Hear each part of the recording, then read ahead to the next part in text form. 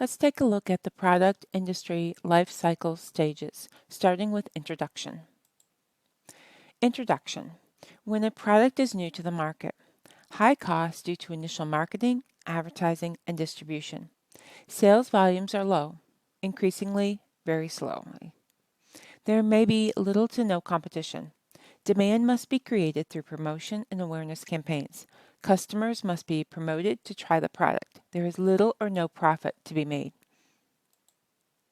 Growth. When the public becomes aware of the product, as sales and revenues start to increase, profits begin to accrue. Costs are reduced due to economies of scale. As production and distribution are ramped up, economies of scale kick in and reduce the per unit cost.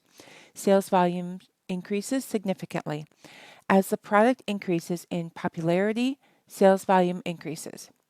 Profitability begins to rise. Revenues begin to exceed costs, creating profit for the company.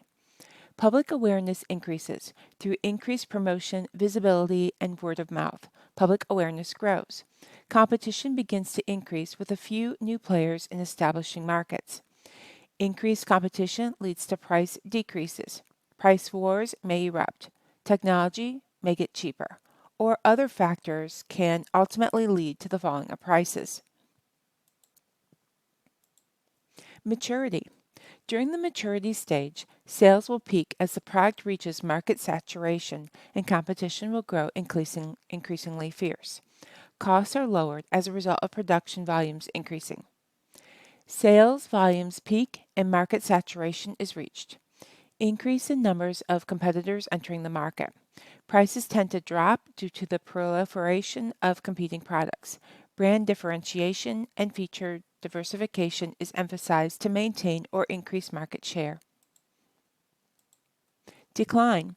During decline, sales growth becomes negative, profits decline, competition remains high, and the product ultimately reaches its death.